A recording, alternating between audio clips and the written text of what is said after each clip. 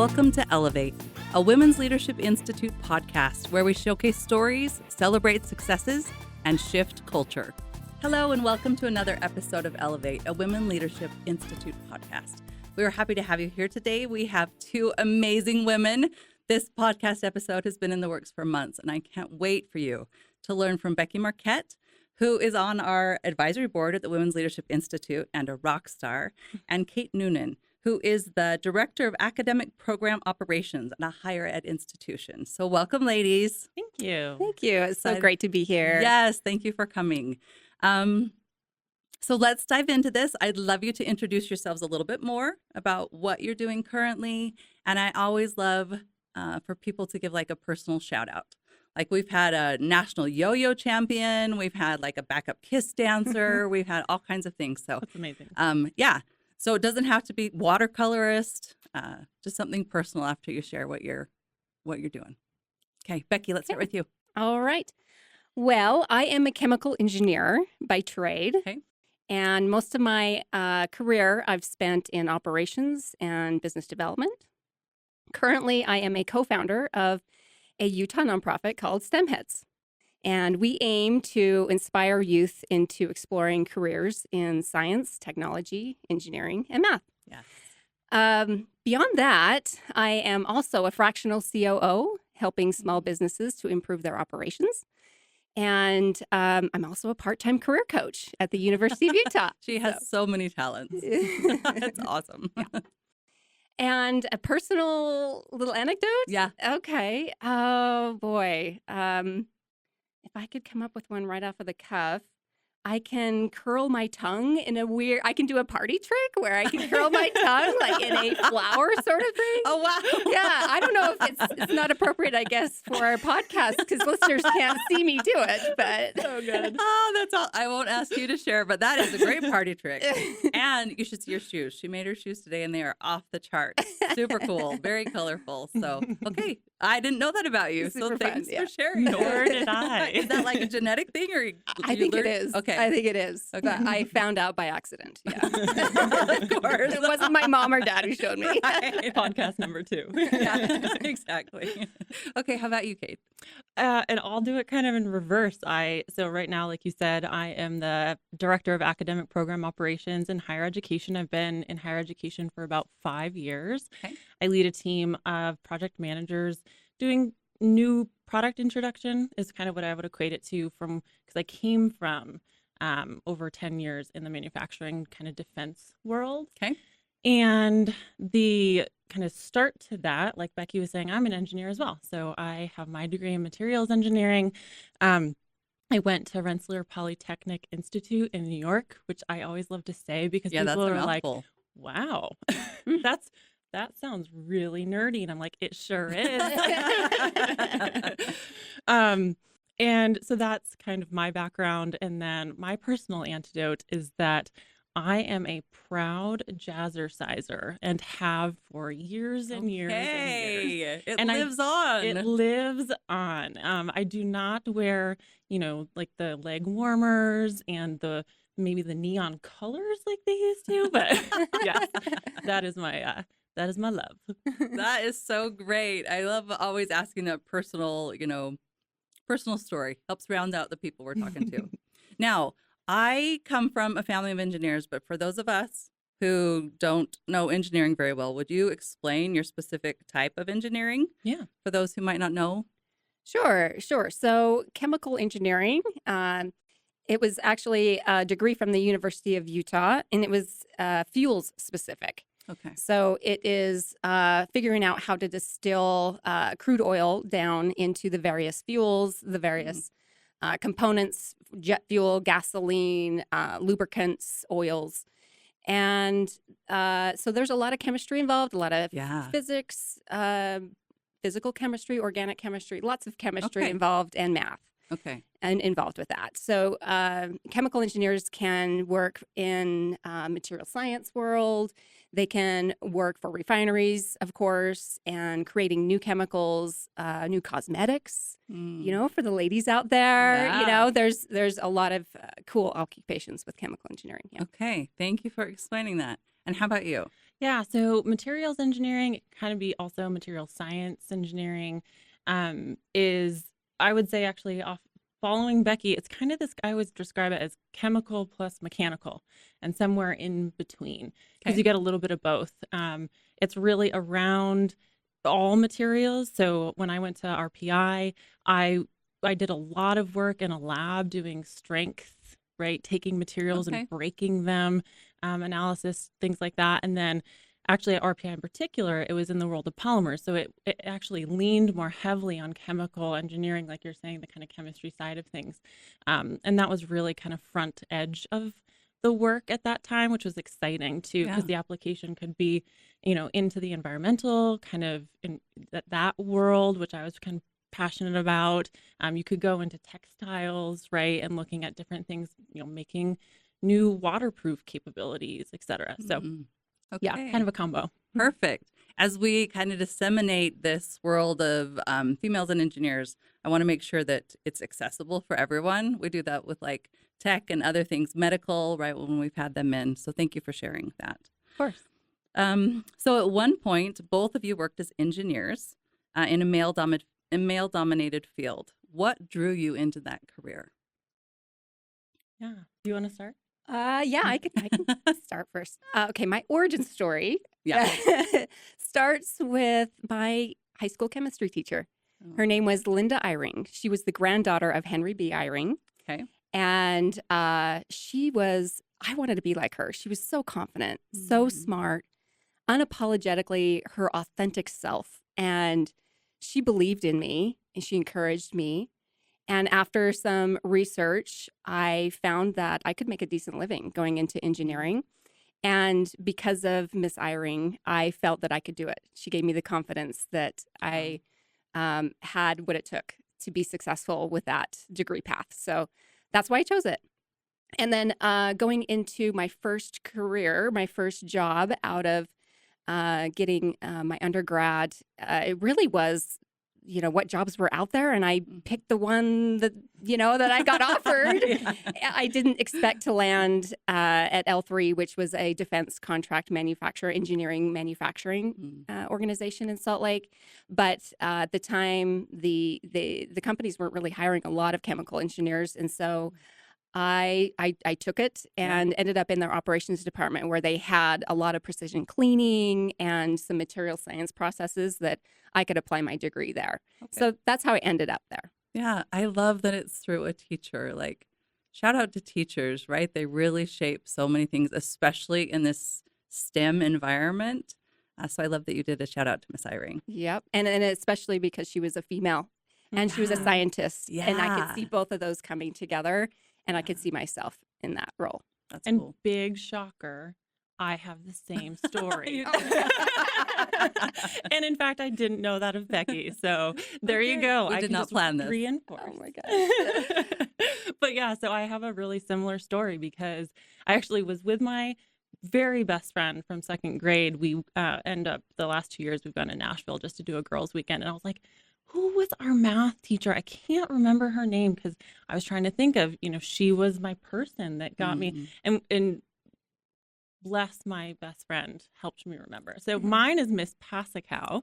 Okay. And she was my high school math teacher. And I was gifted in math and science, just we'll say it like that. And it was something that I really liked to do too, right? It wasn't just something that was a little bit easy, but I felt like I could get into it. Like it was just natural, right? When I sat down to do my math homework, it was like, oh, this is fun, right? Instead of a struggle fest like it is for me to write a paper. I was and- just thinking in my mind, because I love English. I'm like, that's how I feel when I write a paper. Yep. And so she really encouraged me to look at engineering. In fact, there was some really wonderful scholarships at RPI in particular that she kind of geared me towards. That ended up being a really big decision maker that I was able to get that scholarship to help me go to RPI because it's can be expensive. And so I think just also reinforcing like you're seeing like you were saying, Becky, of seeing yourself with people in these kind of spaces is so important. And that is something that I hope I've passed along to some people too, right? And Mhm. kind of paid that forward because, I saw, like you were saying, she was this amazing, bright, like you said, very her authentic self. She's kind of quirky. She was our mathlete. I was a mathlete. I was also an athlete, but I was a mathlete too. And we would go to her house and, after a mathlete competition, and she was just awesome. Being able to see yourself in someone like that, and be like, oh yeah, I can do that. That's cool. Yeah, that is so empowering. Thank Yeah. you for sharing those origin stories. I love that. So, let's talk a little bit about engineering in general. I was looking up a couple of female engineers. So Edith Clark was the first woman to have been employed as an electrical engineer in the United States. That was she was born in 1883. And then Hedy Lamarr, she made 30 films. She was a Hollywood star. And she also helped co-invent, as an engineer, the communication system that guided torpedoes during the war. And then Dorothy Vaughan was the first Black supervisor at NASA. She was a mathematician who they called her the human computer, right? Who made strides toward the space program. And it was so interesting to go back through and there have been female engineers, but a lot of women don't go into engineering, especially I think electrical engineering, different kind of things like that. Different engineering fields have more percentages or less percentages of women. So let's talk about that a little bit. Why do you think more women don't go into engineering fields? And what are the most significant barriers in those fields, and also some of the benefits? Yeah.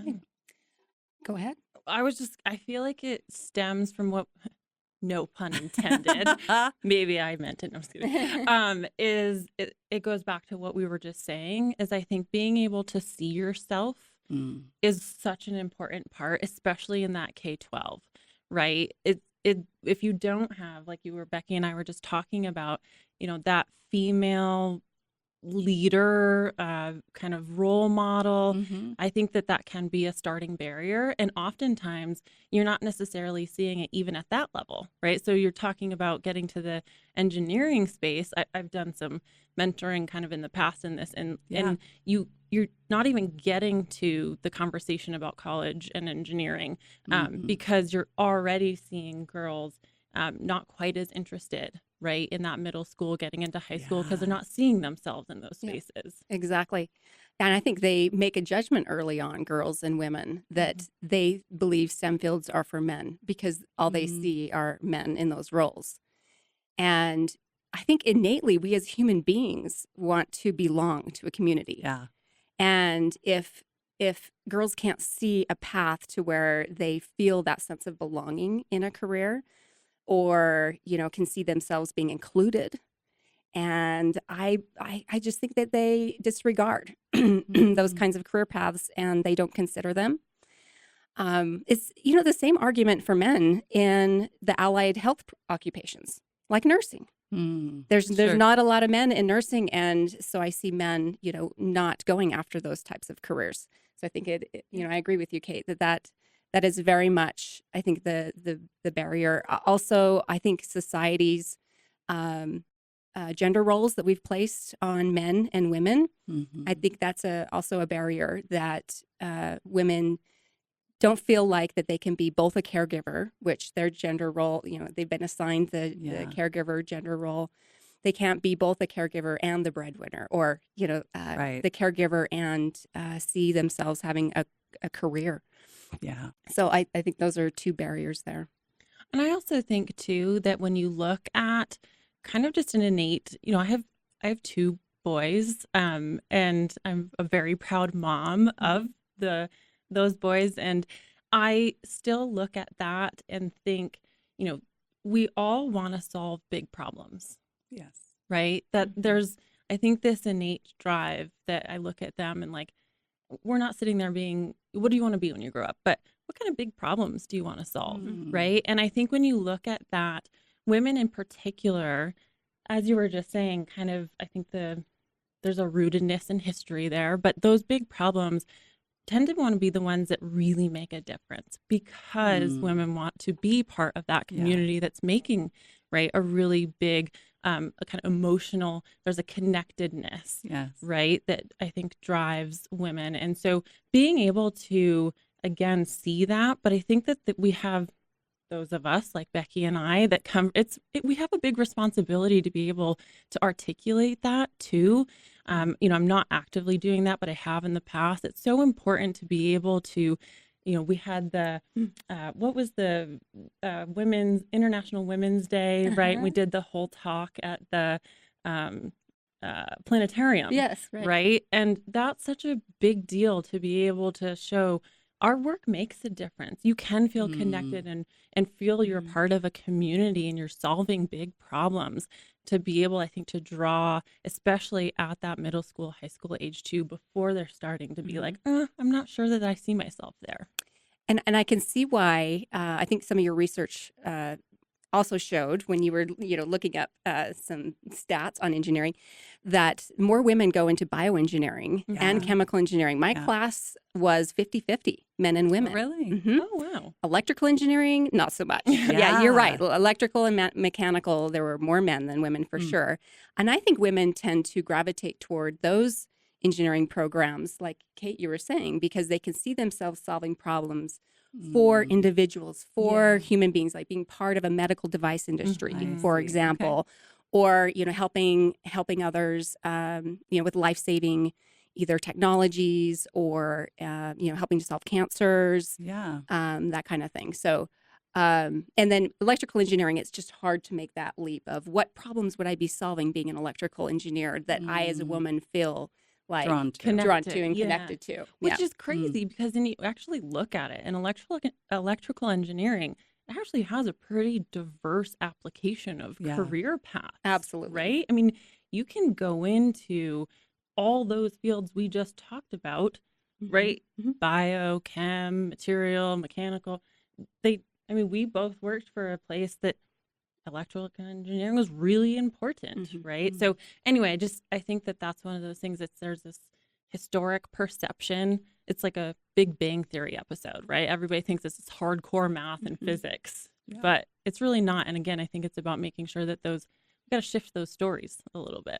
Yes, I'm a big believer that stories matter. Yeah. I love the conversation you two just had together and explaining your creating belonging. Your teacher that after mathletes, right? You went to her house. She created belonging, that this was a cool thing and not like you're going to be a nerd over in the corner, right? Because that matters. I think that's so important. And belonging for you, like, what does that look like? Because everybody wants to make a difference. And I love that many women now are turning around and pulling up other women to tap them on the shoulder.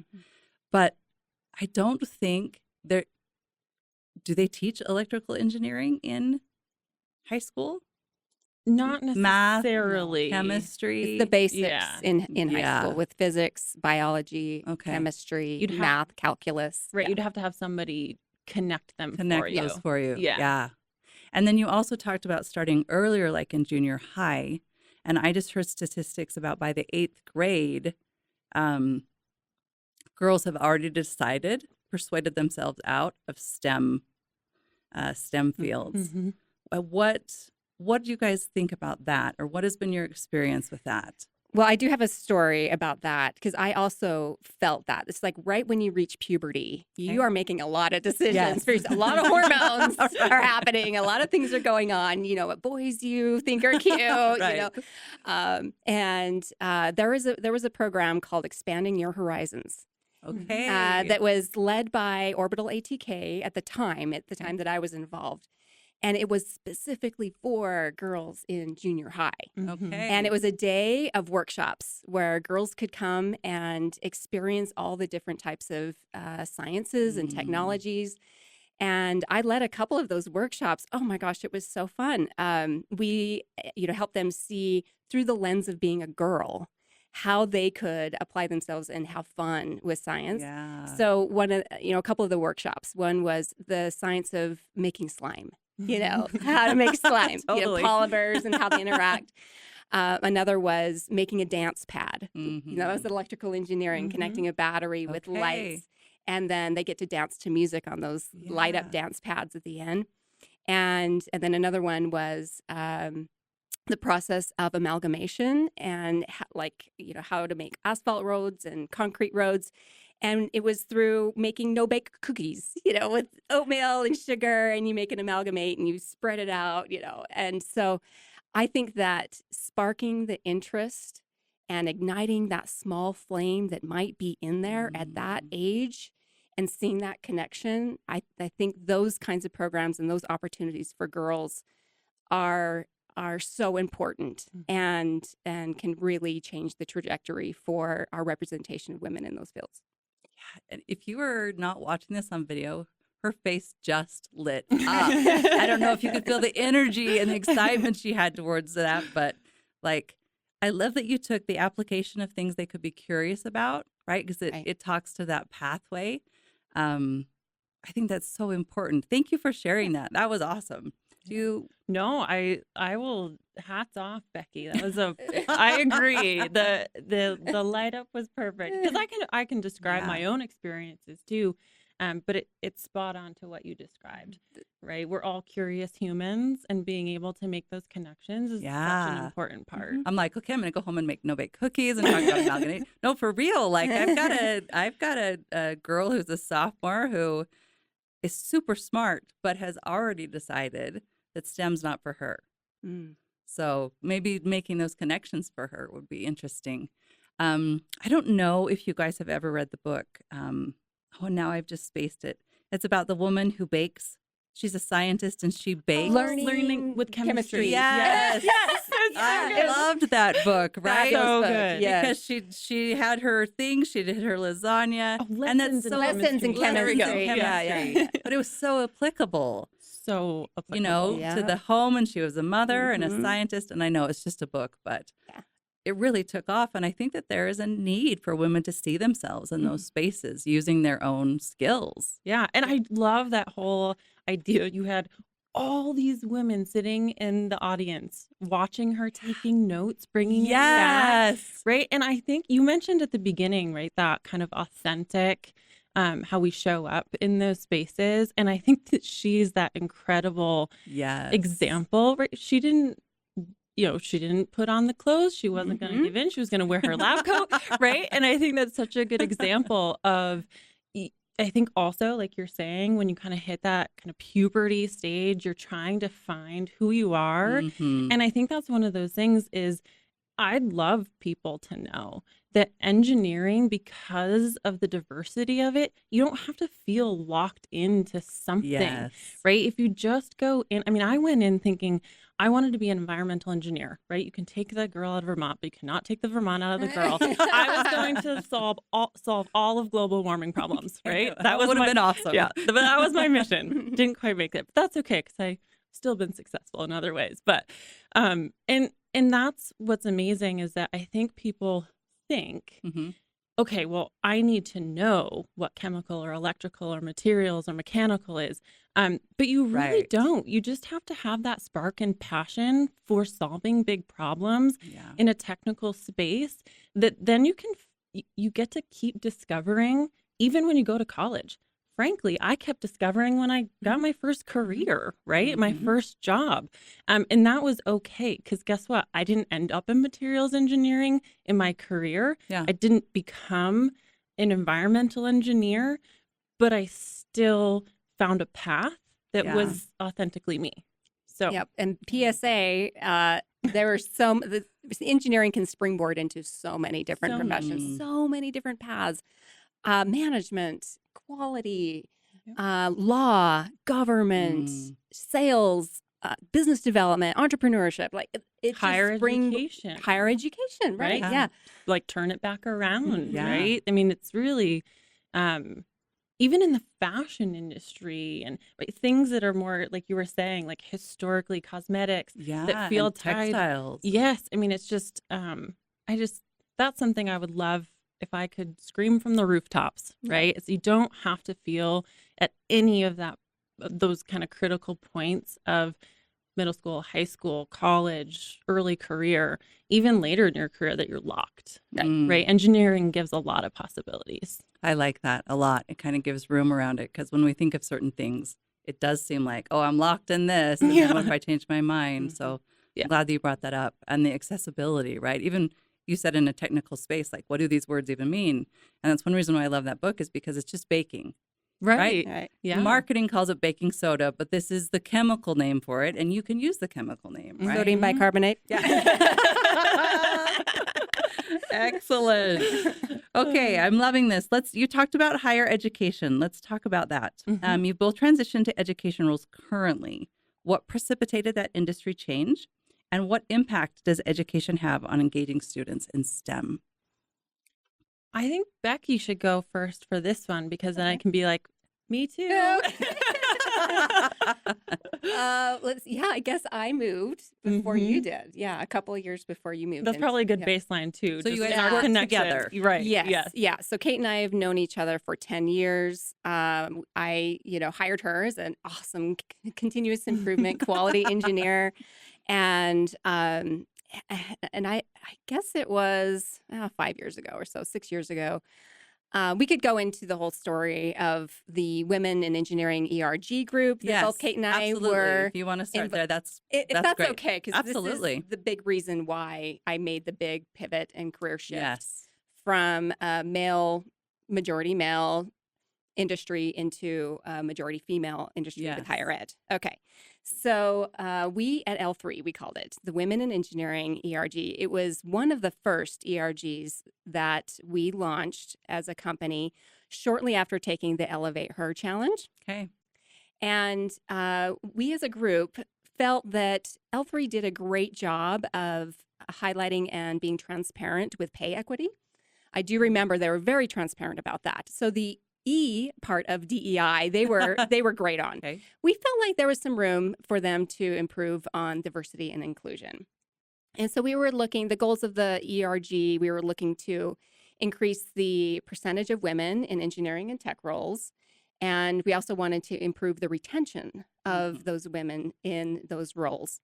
And then from an HR policy standpoint, we felt that there were some, policies and practices that we could employ that bettered the paternal leave policy, the working accommodations for mothers, and work flexibility Sure. practices, which, by the way, that helps men too. It's not just Absolutely. for women. Mhm.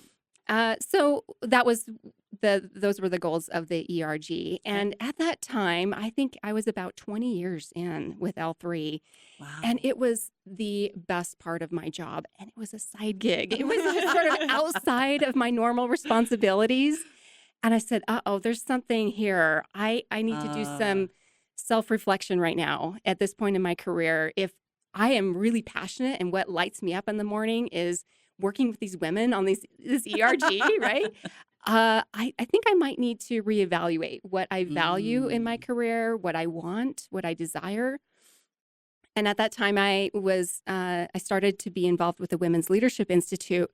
And I can't tell you, Patty, how that just helped my confidence that I could make a change, that I didn't have to be loyal to any one company or any one position or role Awesome. and I could define my own success. I could define what I felt was a successful career or success in my life at that time. So I was looking for more work-life balance, and I was looking for more of a position where it was mission-driven and I could see myself giving to a mission that had a direct impact in the quality of people's lives. And so, I think that was a time in my life where I said, okay, I'm going to make a shift. And as you know, opportunities just kind of come and not that it fell into my lap, but sometimes it's that case. And I had the wonderful opportunity to go work for a higher ed institution, and I took it. And it was the best decision I made at that time. Yeah. Yeah. Interesting. I love that you talked about alignment because obviously you both love engineering. That's very clear from our conversation. But you can also, like you said, define your own success and what that looks like in other ways, and still love what you were doing too. Yeah. And I really love that you say that too, Patty, because we always you hear imposter syndrome so Yeah. much, right? And I actually have a hard time with that term. I don't know why. It just like grates me a little bit, even though I'm fully guilty of it. Right. It's I think in my brain it's highly overcomable, even though I do it all the time. And I think for me, that shift was part of like so Becky tapped me about a year in probably to being at the higher ed institution, and I said no. Like, You did. yeah, I'm like I just I was on this cusp of having kind of a lateral promotion to take on new work. I mean, I love learning. I love solving problems. That's core to why I originally became an engineer anyway, right? And so it didn't feel like the timing was right. And I remember you saying, "Well, what if you just have a a conversation or like just right?" and that's I think the power of having a network, right? And when we talk about seeing people like you, right? Like Becky is that for me. She's been a role model throughout.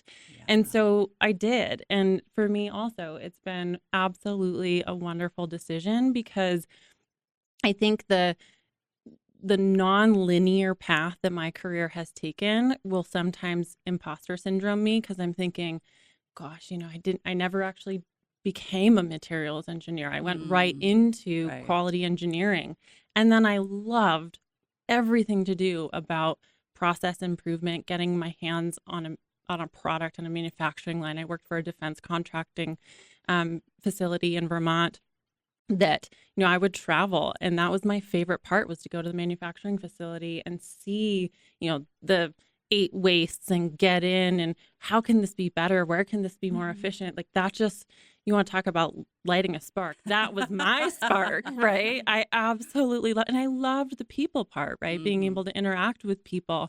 And I think that's where I finally had that light bulb for my own career of I think I want to be in leadership too, right? And so I think that's an important part of it too, is that it can be technical, but like you were saying, Becky, it also leads to that ability to be a leader of people. And although maybe I'm not doing technical engineering work at my current place of employment, I lead a team of project managers that are making a difference, and we're solving problems, and we actually still look at process, right? And so anyway, just I wanted to highlight that, is that we can doubt ourselves a lot, right? But when I look back, I'm like, no, all of those were the right little pivots, right? Like those were all the right pivots to get me where I am today. Okay, so I want to pause here. So it's interesting because when I've had conversations with Pat about you, Becky, she said that she was in a conversation with you when she first met you, and she said, I have to have that. I have to have Becky on our advisory board. The way she solves problems, how she thinks about things. So Pat seeing that in you and tapping you on the shoulder, right, led to you being like, well, how do I define success? Maybe I can do this. What does this look like? And then you tapping Kate and saying, well, let's just have a conversation, right? Something's tickling in the back of my mind about you hiring Kate and that story. Can we talk about that? Sure. Okay, sure. let's talk about that. Okay, so I just knew right away with the first interview that I had with Kate that I'm like, yes, absolutely, she's the one. I have to do whatever I can to get this woman on my team. She's just going to be a rock star. I know it. And after our interview, she called me, or maybe through HR, and said that she would love to join. However, that you would like to come part-time because you're pregnant, and that shortly you'll be having within like 3 months. Yeah, you'll be having a baby boy, and so you'll be going on maternity leave, but you'll need some accommodations for the work schedule. Absolutely, in my head, I'm absolutely no problem whatsoever. Right? We both have sons that are the exact same age, and so I think your Jackson and my son Liam were both, I think, 3 or something at the time. And so I just knew that would be a perfectly reasonable accommodation. And when I talked to my boss at the time, he said, oh, no, I don't know about this. I don't think so. We need this position to be full-time. And I said, we are hiring her. I You know. I did. had this feeling. I just absolutely knew that she was going to outperform Mm. all of the continuous improvement quality engineers on my team, even working part-time. I just knew it, and I was right. Thank you. I was right. And so Amazing. they did allow us to hire her at part-time, and of course, it worked out so well. Thank you. Yeah. Yeah. And by the way, I just wanted part-time was 35 hours. I just needed an hour a day to make sure I went and picked up my kid from daycare. So. But isn't that interesting that It's like, crazy. I don't know if we can do a Yeah. part-time position. We're like, no, we are doing it. And I Yeah. didn't know, by the way, until whatever it was, like 6 months ago when we first tagged up on this topic, that you were such an advocate for me, right? And so thank you for Yeah. doing that behind the scenes too, because I don't know, it just speaks volumes of your character that you did it for me. Obviously, you did it for you too because you saw something in me, but just thank you for your advocacy. Oh, too. absolutely. Yeah. Yeah. But yeah, so that's really big for me, and I would love to highlight that theme of kind of paying it forward too Mhm. is that people that set examples for you, i.e. Becky, for me, I had the same experience where I interviewed someone amazing for my current team of project managers. And she, same thing, right? I got that, I'm not that she was looking to work part-time, but just, hey, I'm going to go out on maternity leave within a few months. And it was a no-brainer, right? Of absolutely, Yeah. like that's not even a thing. And I remember being so uncomfortable, right? That I went in and I'm like, I think I told almost everyone, and HR's like, we don't mind that you're pregnant. And I'm thinking like, but everybody needs to We don't mind know, that you're pregnant. right? And now I know as a manager, I'm like, she didn't want to touch that from an Yeah. HR perspective, right? Yeah. But just that's part of that, sense of community, having people Mhm. around you to support you Absolutely. is so important. Yeah. Solving big problems in that way. Yeah. I love that you stood up to your boss and you're like, no, we are finding a way to hire. And I love that you said, I do need accommodations, right? On Yeah. both sides. Right. Okay, ladies, I've loved our conversation. I wish we could continue. I'm sure that we have other things to say. But in closing, would you just share what guidance would you give to girls or moms, right, who are helping those girls or dads who want to pursue jobs in heavily male industries? Well, I'll be quick. I think it comes down to knowing your strengths and your own uniqueness. And you don't have to be a chameleon. You don't have to act like all the other men in the room. You can be yourself and recognize the value you bring to the table and that they want you there at the table. Talk to others who have been there, form a network of allies and mentors, both peers as well as leaders. Yeah. I think it matters that you have peers that are your allies that are both men and women, and leaders and mentors as well. I'd also say don't try to outwork everybody. That's not going to get you there. And you just need to be true to yourself and know what roles you want to go for. Know whether you really want to climb the corporate ladder or go lateral. Lateral is just great as well. I did many moves that way, or a complete career shift. So some introspection on the roles that you want to take, and be mindful. You don't have to take every job that's offered to you. Yeah, You that's can say empowering. no. Yeah. Yes. Yeah. So ladies, go out there and get it. Yeah. Go out in there and get what you want. Plus one to what Becky said, that we are so similar, because that's really what I kind of wrote down to myself too in answer to this, is that I think I could sit here all day, and the advice that I gave my own self, which is funny, right? Nobody really gives themselves advice. We just ruminate about things. As I went up through my own navigation of engineering and career, is that, you don't have to, like you were saying, work harder, be competitive, be that chameleon that tries to fit in. Like we Yeah. were talking about, like wearing the mock turtleneck and Yeah. you know, like the steel-toed shoes, although I will say I still have some in my closet from my first job. But that, you know, that really diminishes, I think, people's how they show up, what they're passionate and excited about. Like you said, we both kind of have these light up moments about what we've found passion about. That's in there for every girl, right? That is navigating where they want to go.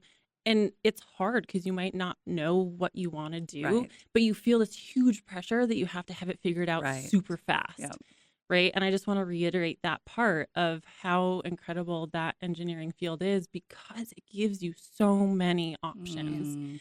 And well-paying options. Exactly. Yeah. Right. And you can find some advocacy along the way, like a Becky, right? Like I've passed it forward to my folks around me too, that flexibility is key. Whether, like you're saying, you're male, you're female, right? We eventually get to the point where we want to have families, and you can do it all, right? That is all possible. The other part that I think is so important too is that just because I think you get so many stats thrown at you, right? That like, well, you're 1 in 4, you're 1 in 3, right? You that's how I felt, at least, right? And I think I wish somebody had flipped that and been like, well, no, you're not. Because when I went to RPI, I was 1 of 4, right? In my classes.